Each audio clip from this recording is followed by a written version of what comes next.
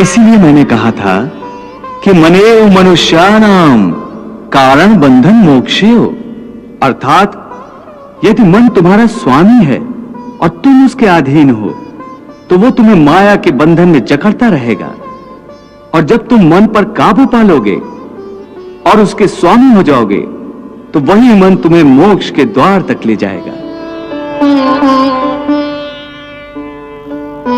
हे मधुसूदन, यह कहना तो बहुत आसान है कि तुम मन पर काबू पालो, मन के स्वामी बन जाओ, परंतु यही तो सबसे दुष्कर कार्य है।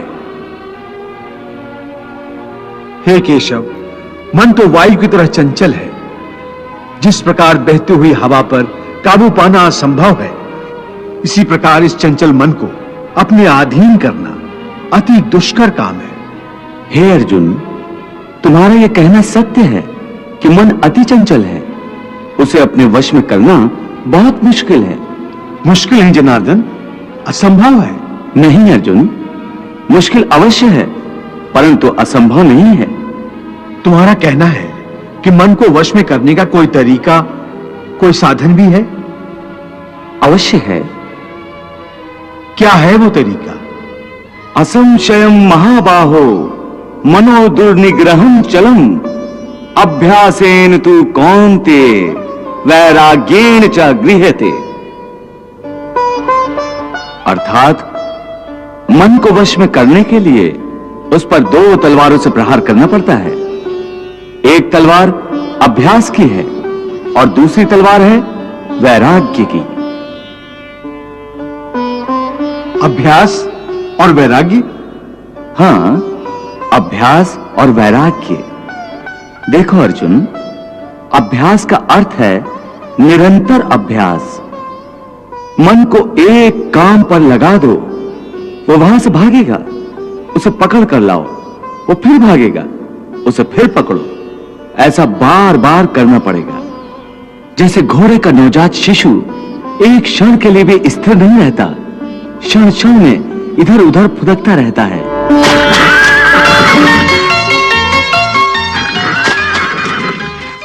उसी प्रकार मन भी क्षण क्षण में इधर उधर फुदकता रहता है।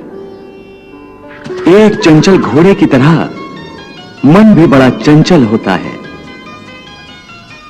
और ऐसे चंचल मन को काबू करना उतना ही कठिन है जैसे किसी मुंहजोर घोड़े को काबू करना।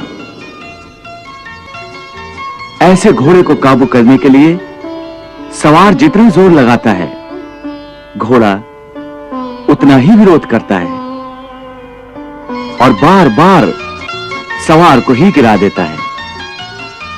परंतु यदि सवार दृढ़ संकल्प हो तो अंत में वो सरकश घोड़े पर सवार हो जाता है। बस फिर वही घोड़ा सवार के इशारे पर चलता है। उसी प्रकार मन को भी नियंत्रण की रस्सी में बांधकर बार बार अपने रास्ते पर लाया जाता है, तो अंत में वो अपने स्वामी का कहना मानना शुरू कर देता है। इसी को कहते हैं अभ्यास की तलवार चलाना। जब अभ्यास की तलवार से ही मन ठीक रास्ते पर आ जाए, फिर वह दूसरी वैराग्य की तलवार की क्या आवश्यकता है? उसकी आवश्यकता इसलिए है कि एक बार ठीक रास्ते पर आ जाने के बाद मन फिर से उल्टे रास्ते पर न चला जाए, क्योंकि उल्टे रास्ते पर इंद्रियों के विषय उसे सदा ही आकर्षित करते रहेंगे। मिथ्या, भोग, विलास और काम की तृष्णा उसे फिर अपनी ओर खींच सकती है। इसलिए मन को यह समझना जरूरी है कि वो सारे विषय भोग मिथ्या हैं, असार हैं, योग माया के द्वारा उत्पन्न होने वाले मोह का भ्रम है।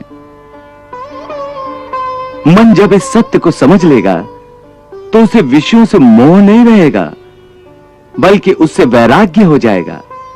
और यही वैराग्य की तलवार का काम है कि वो विषयों के मोह को काट के मन को सन्यासी बना देती है।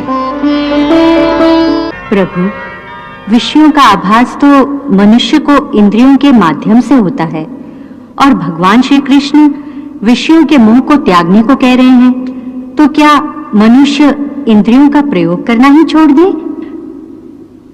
तो भोग विलास में आसक्ति के त्याग की बात कर रहे हैं।